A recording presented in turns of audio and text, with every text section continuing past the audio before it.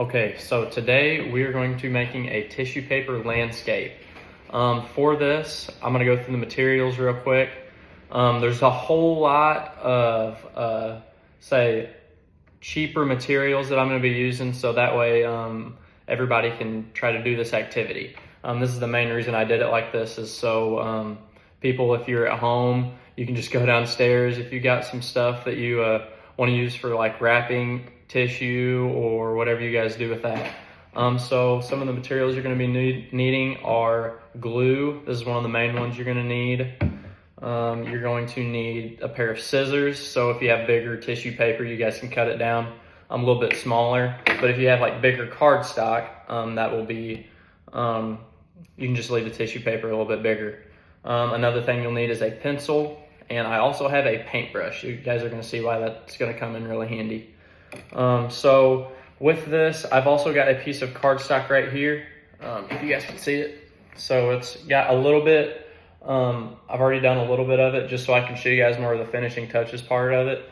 So what we have here, this is our horizon right here. So this is what you'll need the pencil for, is so you can draw a line. It can be lower. So if you guys want to see more of the sky in your landscape or waterscape, whatever you're making, you guys can draw the horizon line a little bit lower, or you could draw a little bit higher depending on how much you want to see of the sky or of the water or the landscape, whatever you're making. Also with the paintbrush, so I put down the glue. So I put down the glue on the first piece that I was going to do. Normally I do darker colors with the landscape or the sky. You want to do darker colors in the back so that way you can bring out the brighter colors more towards the front. So the first piece that I laid down was the darker blue, and as you can see, it's got a straight edge right here. So this straight edge is extremely important, so that way it can break up the sky and the ground. This is going to be your horizon. The next piece I laid down was another dark piece of blue. So it's going to be like your darker clouds that are more in the shade, that aren't being brought out by the sunlight. And then I came more to the front with a brighter piece of blue. So that's going to be more of your clouds that are exposed to the sun. It creates depth is what it does. Now moving on. So I think as of right now, I'm done with this part.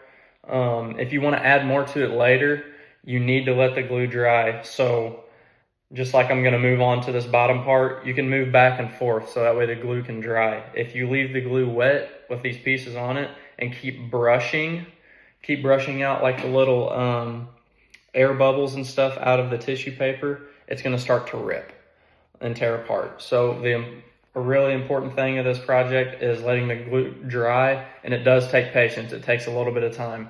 So moving forward, I'm going to start on the lower part, which is going to be our landscape. So it's going to meet the water. So starting with that, I'm going to need a straight edge for that part because this is where it meets the sky. This is going to be the break of our horizon. So first thing I'm going to do, I'm going to use some of our glue. I'm going to put it down on our paper just below where the sky is meeting the water.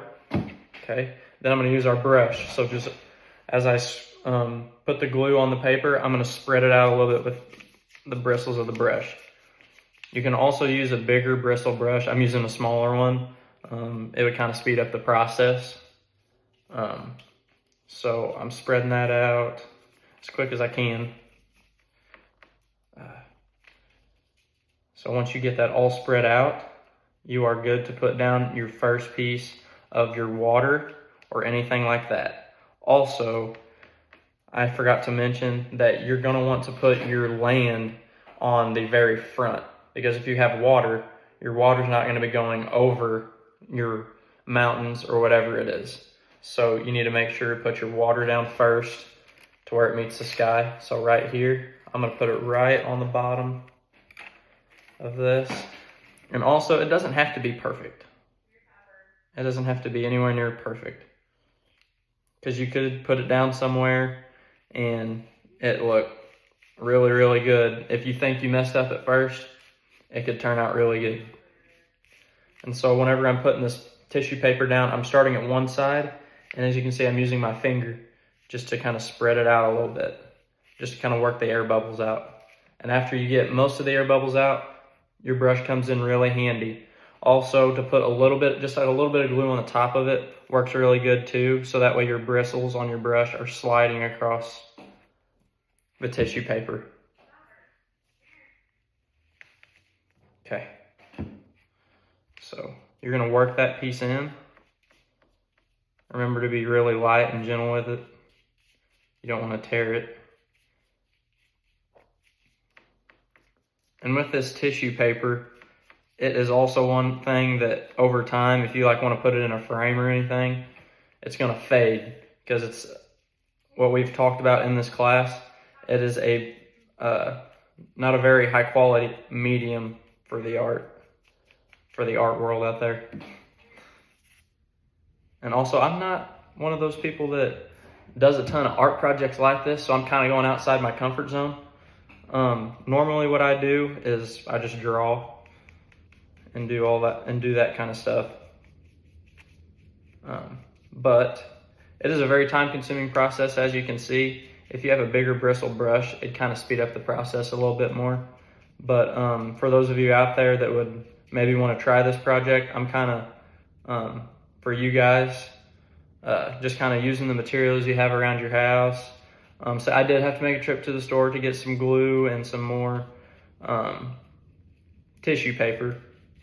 But let's say it's kind of working its way in there. But once you get to this part right here, even if you have a few air bubbles in it, it might look pretty good, just because it kind of creates the depth, like it's coming out of the picture. Okay, so still having to be really gentle. Now, whenever you're there, it looks like this right here. So there's your right here. So this is gonna be your water. After that, you can put on, I'm just gonna show you guys ahead of time.